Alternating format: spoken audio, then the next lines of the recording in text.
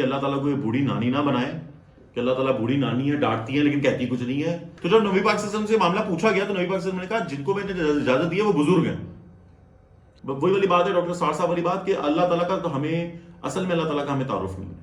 مجھے کچھ اپنے ریلیٹیوز کی طرف سے وہ آیا جی رمضان کی راتوں میں تو نا بیویوں کے پاس، اور رمضان کی راتوں میں ہم نے تمہارے لیے تمہاری بیویوں کے پاس جانا حلال کر دیا. اچھا دوسرا بہت مین چیز، اپنی عورتوں کے ساتھ تعلق قائم کرنے سے روزہ ٹوٹ جاتا ہے. ٹھیک ہے. اچھا اس معاملے میں سورہ بقرہ کے اندر آیت نمبر 187 کے اندر 187 سے سٹارٹ ہو کے آگے تک جاتی ہیں 3-4 آیتیں. اللہ تعالیٰ نے بڑی ڈیٹیل میں ساری چیزیں ہمیں بتا دی. جیسے کہ سورہ بقرہ میں آیا کہ اور رمضان کی راتوں میں تمہارے لیے تمہاری بیویوں کے پاس جانا حلال کر دیا گیا، مطلب وہ حلال کر دیا گیا. ٹھیک ہے. پہلے سورہ بقرہ کی یہ آیت نازل ہونے سے پہلے صحابہ کرام نا ڈبل مائنڈڈ رہتے تھے. تو کچھ صحابہ کا تو بڑا کلیئر وہ تھا کہ بھائی روزے کا مطلب ہے ہر چیز سے قابو، تو اس سے بھی قابو رکھنا، ہر چیز سے آپ نے قابو رکھنا ہے تو آپ اس چیز سے بھی قابو رکھیں گے اپنی. بعض صحابہ کا کہنا یہ تھا کہ یار یہ تو حلال ہے، اپنی بیوی سے تعلق قائم کر رہے ہیں. وہ افطاری کے بعد رات کو اپنی بیویوں سے تعلق قائم کر لیتے تھے. ٹھیک ہے. اسی چیز کو سورہ بقرہ میں اللہ تعالیٰ نے باقاعدہ ایکسپلین کرا، یہ آیت نمبر 187 سے آگے آنورڈلی، کہ اور رمضان کی راتوں میں ہم نے تمہارے لیے تمہاری بیویوں کے پاس جانا حلال کر دیا. اس کو پھر ایکسپلین بھی کیا گیا کیونکہ ہم بے شک اللہ دلوں کا حال جانتا ہے، ہم جانتے تھے کہ تم دلوں میں گھبراتے تھے یا اس چیز کو گلٹ محسوس کرتے تھے. ان صحابہ کو ذکر کرا جو کرتے تھے کہ ان کے دلوں میں وہ رہتا تھا یار کہیں میں غلط تو نہیں کر لیا. ٹھیک ہے. کر اس لیے لیتے تھے کیونکہ اعلانیہ منع نہیں کرا گیا تھا، لیکن کرنے کے بعد انہیں گلٹ ہوتا تھا پتہ نہیں یار رمضان میں کرنا چاہیے تھا کہ نہیں. تو اللہ تعالیٰ پھر بے شک اللہ تعالیٰ تو روزے کی حالت میں نہیں، رمضان کی راتوں میں، راتوں سے مراد افطاری کے بعد سحری سے پہلے. ٹھیک ہے. جب آپ کو یاد ہوگا ہم لوگوں نے ایک کانٹینٹ بنایا تھا کہ بیویاں کس کس چیز سے حرام ہو جاتی ہیں، مجھے اس کے اوپر کافی لوگوں نے کہا جی رمضانوں کی راتوں میں. وہ بھائی جا کے پڑھیں سورہ بقرہ کی کلیئر آیت لکھی ہوئی ہے، 187 آیت پڑھیں آپ. مجھے نہیں پتا کون سے وہ لوگ ہیں، ہاں کمنٹ آئے ہیں، مجھے کچھ اپنے ریلیٹیوز کی طرف سے وہ آیا جی رمضان کی راتوں میں تو نا بیوی کے پاس جا. ارے بھائی سورہ بقرہ کا کلیئرلی ترجمہ ہے آیت نمبر 187 کا کہ اور ہم نے رمضانوں کی راتوں میں تمہاری بیویوں کے پاس جانا حلال کر دیا گیا. تو بھائی کس چیز کا ویٹ کر رہے ہو؟ اور کون سے مولویوں کو مان رہے ہو آپ لوگ؟ کون سے مولوی ہیں جن کو آپ لوگ سن رہے ہو؟ میں خیر اس وقت میں نے اس بات کو بحث میں نہیں لے کے گیا، میں نے ماما سے بھی ڈسکس کرا تھا. تو ماما نے مجھے کہا چلو بیٹا آپ آگے اگلے اس کو ڈیٹیل میں اس کانٹینٹ کو بتاؤ گے. تو یہ آج وہ کانٹینٹ ڈسکس ہو رہا ہے، اتفاق سے رمضان آ گئے ہیں تو وہ اب اس کانٹینٹ کو ہم لوگ ڈسکس کر رہے ہیں کہ رمضان کی راتوں میں آپ لوگ اپنی بیویوں سے تعلق، شادی شدہ لوگ اپنی بیویوں سے تعلق، بے شک شادی شدہ لوگ ہی کریں گے، اپنی بیویوں سے تعلق قائم کر سکتے ہیں، کوئی روک ٹوک نہیں ہے. ٹھیک ہے. اس کے اندر میں آپ کو بتاتا ہوں کہ نا ایک صحیح بخاری کی حدیث ہے 2000، حدیث نمبر 2000 صحیح بخاری میں بھی ہے، صحیح مسلم میں بھی ہے. اما عائشہ سے روایت ہے، حضرت عائشہ سے، اما عائشہ سے روایت ہے کہ نبی پاک صلی اللہ علیہ وسلم روزے کی حالت میں اپنی بیویوں کو بوسہ بھی دیتے تھے اور ان کو گلے بھی لگا دیتے تھے، اس سے بھی روزہ نہیں ٹوٹتا. ہمارے یہاں بعض مولویوں نے اس چیز کو بڑا وہ رکھا ہوا ہے کہ نہیں جی نہیں آپ تو بیویوں کو، نہیں جی نہیں، ایسا کچھ بھی نہیں. آپ اپنی بیویوں کو بوسہ بھی دے سکتے ہیں، بوسہ کا مطلب ماتھا چوم سکتے ہیں، سر چوم سکتے ہیں اور ان کو گلے بھی لگا سکتے ہیں. سیم اسی طریقے سے ایک اور روایت کی ملتی ہے کہ ایک صحابہ نبی پاک صلی اللہ علیہ وسلم کے پاس آئے. اب آپ چیزوں کی ڈیٹیلنگ کو سمجھانے کے لیے میں آپ کو پوائنٹ کو کلیئر کر رہا ہوں. ایک صحابہ نبی پاک صلی اللہ علیہ وسلم کے پاس آئے، انہوں نے آپ پوچھا کہ میں اپنی بیوی کو روزے کی حالت میں گلے لگا سکتا ہوں؟ نبی پاک صلی اللہ علیہ وسلم نے کہا لگا لو. ٹھیک ہے. اسی کے بعد دوسرے صحابہ آئے، انہوں نے کہا میں لگا سکتا ہوں، آپ نے کہا نہیں لگانا. اب جس طرح آپ لوگوں کے چہرے پہ اس وقت ایک پریشانی والا وہ شروع ہو گیا، سیم اسی طریقے سے جو صحابہ اس وقت نبی پاک صلی اللہ علیہ وسلم کے پاس سے وہ بھی وہ ہو گئے کہ یہ نبی پاک صلی اللہ علیہ وسلم نے ایک کو اجازت دیتی، دوسرے کو اجازت نہیں دی.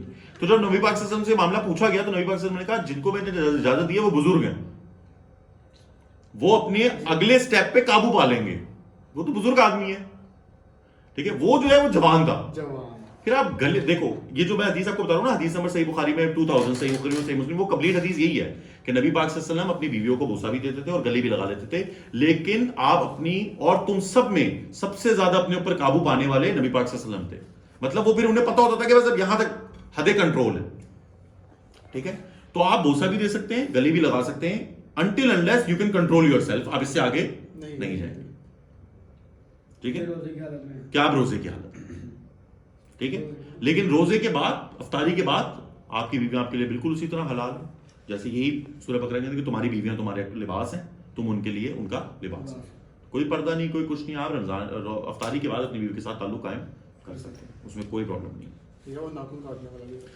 اب ناخن کوئی وہ آپ کے ہاتھ سے چیز وہ ہو رہی ہے، باہر نکل رہی ہے، اندر داخل نہیں ہو رہی ہے تب. تو اس کانٹینٹ کے بھی اندر ہم صحیح بخاری کی وہی حدیث جو میں نے پہلے بتائی 1938 اسی کو فالو کریں گے کہ کوئی چیز آپ کے جسم میں داخل ہونے سے روزہ ٹوٹ رہا ہے، نکلنے سے روزہ نہیں ٹوٹا. تو ناخن تو آپ چیز نکال رہے ہیں تو اس سے روزہ نہیں. وہ لوگ کا کہنا ہے کہ بال کاٹنے سے روزہ ٹوٹ جاتا ہے اور ناخن کاٹنے سے روزہ ٹوٹ جاتا ہے کیونکہ پورے جسم کا آپ کے ساتھ کٹھا روزہ ہوتا ہے.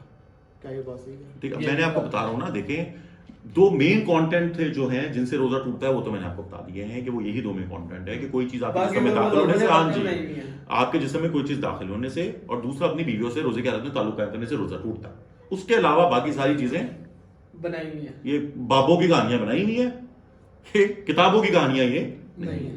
اور بے شک ہم تو مانتے ہیں کتابوں کا دین، ٹھیک ہے، جیسے ہمارے استاد کہتے ہیں انجینئر بھائی، ہم مانتے ہیں کتابوں کا دین اور وہ دین جو نبی پاک صلی اللہ علیہ وسلم نے دیکھے ہیں اور ڈاکٹر سارے احمد کو فالو کرتے ہوئے ہم انہی چیزوں کو مانتے ہیں. ٹھیک ہے، ہم لوگ ان باتوں کی طرف نہیں آتے. لیکن ہاں کچھ چیزیں یہ چیز ضرور کانٹینٹ کے اندر آئیں گی کہ آپ لوگ کچھ چیزوں کا دھیان ویسے بھی رکھیں گے، کچھ چیزیں اخلاقی طور کے اوپر بھی اور ویسے بھی تھوڑی وہ رہنی چاہیے. ٹھیک ہے، تو اب بھائی ناخن ہی کاٹنا ہے تو نارمل اس میں کاٹ لو اس چیز کو اوپر. لیکن ہاں بے شک کیونکہ جب آپ اسے بدعت بنا دیں گے تو جس طرح بدعت کے اوپر بھی میں آپ کو ایک بات بتاتا ہوں، حدیث سناتا ہوں کہ نبی پاک صلی اللہ علیہ وسلم کے پاس نا روز قیامت نا جب میں میدان حشر میں ہوں گے تو کچھ صحابہ آئیں گے تو نبی پاک صلی اللہ علیہ وسلم نے کہیں گے یہ تو میرے ساتھی ہیں، یہ تو میرے ساتھی ہیں. تو پھر فرشتے نبی پاک صلی اللہ علیہ وسلم کو بتائیں گے کہ یہ آپ کے جانے کے بعد دین میں بدعتیں شامل کرتے تھے. نبی پاک صلی اللہ علیہ وسلم ناراضگی ظاہر کریں گے، غصے ہوں گے اور کہیں گے ان کو میری نظروں سے دور کر دو. مطلب یہ جو ہے نا وہ لوگ جو دین میں بدعتیں داخل کر رہے ہیں نبی پاک صلی اللہ علیہ وسلم ان کی طرف دیکھیں گے بھی نہیں پھر جب انہیں پتہ چلے گا بدعتیں داخل کرتے تھے میری باتوں میں. ٹھیک ہے، تو یہ بدعتیں تو بہت کچھ بنی ہوئی ہے. میں نے آپ کو کلیئرلی بتا دیا ہے بھائی، جو چیزیں مین ہیں، کوئی چیز جسم میں داخل ہونے سے روزہ ٹوٹتا ہے، اس کے علاوہ اپنی بیوی سے تعلق قائم کرنے سے روزہ ٹوٹتا ہے، اس کے علاوہ تو روزہ نہیں ٹوٹ رہا. جی ٹھیک ہے، ختم کرتے ہیں بس.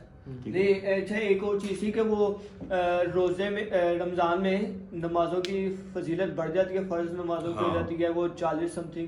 ہاں یہ تو کلیئر بات ہے کہ 70 گنا ثواب بڑھ جاتا ہے، یہ تو بات کلیئر کٹ ہے. اور وہ نوافل کے بھی ہر چیز کا نماز میں مطلب رمضان از اے بونس آفر. اوکے، مطلب رمضان از اے بونس آفر. لیکن پھر میں بات وہی لے کے آؤں گا، اس کا مطلب قطعی یہ نہیں ہے کہ اگر رمضان میں آپ کے بونس آفر ہیں تو آپ صرف رمضانوں کے مسلمان بنے ہوئے ہیں. رمضان ختم کوئی نماز نہیں کیونکہ میں نے رمضان میں ساری نمازیں پڑھی ہیں وہ تو 70 گنا ہو گئی ہیں تو میں باقی فرض نمازیں چھوڑ دوں گا. ایسا نہیں ہونے والا، یہ کلیئر کٹ بات ہے، ایسا نہیں ہونے والا. لیکن ہاں یہ بات ضروری ہے کہ ثواب بڑھ جاتے ہیں، اجر بڑھ جاتا ہے چیز کا، زکوٰۃ کا بھی، نیکی کا بھی، اچھے کام کا بھی، ہر چیز کا اللہ تعالیٰ نے بونس آفر دے دیا ہے. رمضان کا مہینہ ہے مسلمانوں کے لیے، وہ ہے نا نبی پاک صلی اللہ علیہ وسلم نے ایک دفعہ، اچھا نبی پاک صلی اللہ علیہ وسلم نا کبھی بھی کسی کو اللہ معاف کرے کبھی بھی بد دعا نہیں دیتے تھے. ٹھیک ہے، لیکن نبی پاک صلی اللہ علیہ وسلم نے ایک دفعہ نا بڑے غصے میں ایک الفاظ استعمال کرتے ہوئے کہ برباد ہو وہ شخص، مطلب برباد ہو جائے وہ شخص. صحابہ کرام نے پوچھا کہ نبی پاک صلی اللہ علیہ وسلم آپ کس کے لیے، کہیں ہم تو نہیں ہے؟ وہ ڈر جاتے تھے صحابہ کرام تو فوراً سے ڈر جاتے تھے کہ یار یہ کہیں ہم تو ان میں سے نہیں ہے جن کا ذکر کرنے لگے. ٹھیک ہے، ہم لوگ تو اللہ معاف کرے ہمیں تو فکر ہی نہیں نا اس چیز کی. اب تو وہی والی بات ہے ڈاکٹر سار صاحب والی بات کہ اللہ تعالیٰ کا تو ہمیں اصل میں اللہ تعالیٰ کا ہمیں تعارف نہیں ہے. میں کہتا ہوں اگر تو اللہ تعالیٰ کا تعارف ہو گیا نا جس دن، اس دن تو ہمارے 14 طبق روشن ہے.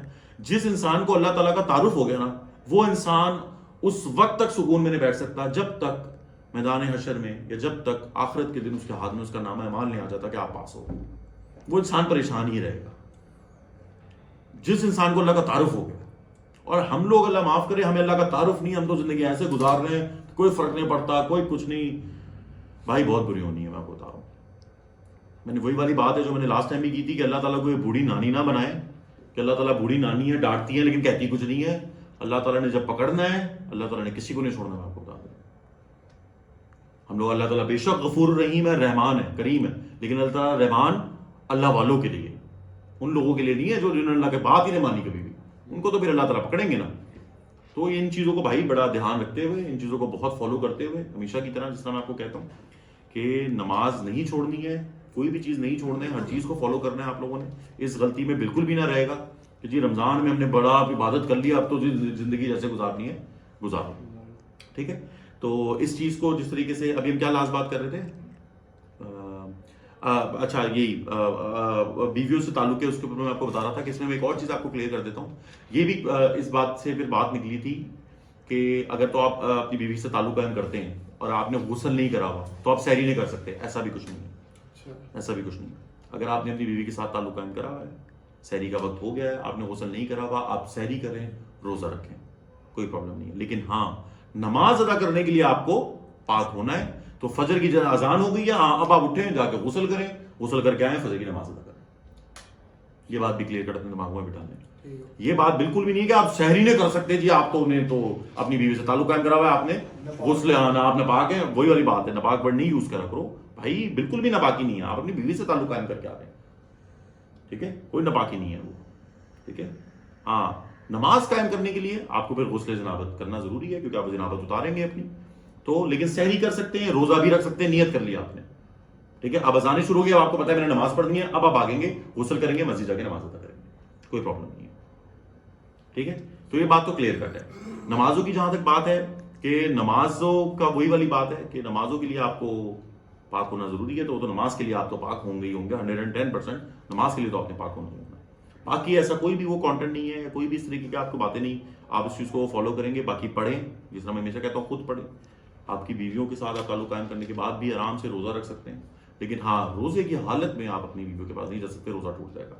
اور باقی وہ جو چیزیں ہم نے بتائی تھی کہ کوئی بھی چیز آپ کے اندر داخل ہونے سے روزہ ٹوٹ جائے گا, ٹھیک ہے. یہ کلیئرلی ہم باتیں ڈسکس کر چکے ہیں. البتہ الٹی آ جانے سے روزہ نہیں ٹوٹتا اگر کمزوری کی حالت نہ ہو تو.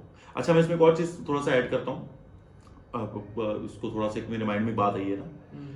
جو لوگ استما کے پیشنٹ ہوتے ہیں, دما کی جنہیں بیماری ہے, انہوں نے وہ اسپرے یوز کرنا ہوتا ہے, تو کیا ان کا روزہ ٹوٹ جائے گا؟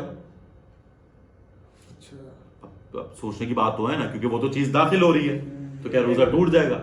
دیکھیں, وہ ایک پرماننٹ بیماری ہے. پرماننٹ بیماریوں کے لیے ایکسیپشن ہمیشہ دین میں دیا گیا. اگر معذور آدمی ہے, لیٹ کے نماز پڑھتا ہے نا, ٹھیک ہے, نماز سے تو منع نہیں ہے. سیم اسی طریقے سے بیماری کے ساتھ ایکسیپشنل کیسز کے اندر دمے والے پیشنٹ کا وہ ایک ایسا کیس ہے کہ اس کی فکس بیماری ہے, وہ اس کا بیچارہ کچھ نہیں کر سکتا.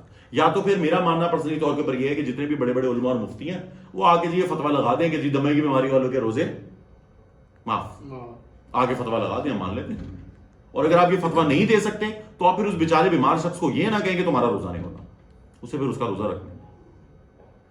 ٹھیک ہے, یہ ایکسیپشنل کیسز ہیں. Exceptional cases are always there. اسلام مکمل دین ہے, انہوں نے آپ کو ہر کنڈیشن کے ساتھ اللہ تعالیٰ نے نبی پاک صلی اللہ علیہ وسلم کے تھرو, اپنے نبیوں کے تھرو ہر ایکسیپشنل کیس ہمیں بتا دیا. ٹھیک ہے, کلیئر ہے. تو یہ روزہ ڈسکس ہو گیا. تو انشاءاللہ اگلا کانٹینٹ, اگلا جو ہم کانٹینٹ جو بھی لے کے آئیں گے اس کے اوپر ہوگا. اور آج اس ویڈیو کو انشاءاللہ اینڈ کرتے ہیں, انشاءاللہ اگلے سیشن میں ملتے ہیں. تو اسی طرح ہماری اس ویڈیو کا اختتام پذیر ہوتا ہے. ویڈیو اچھی لگی ہو تو لائک کر دینا, شیئر کر دینا, کمنٹ کر دینا. ملتے ہیں نیکسٹ ویڈیو میں, تب تک السلام علیکم.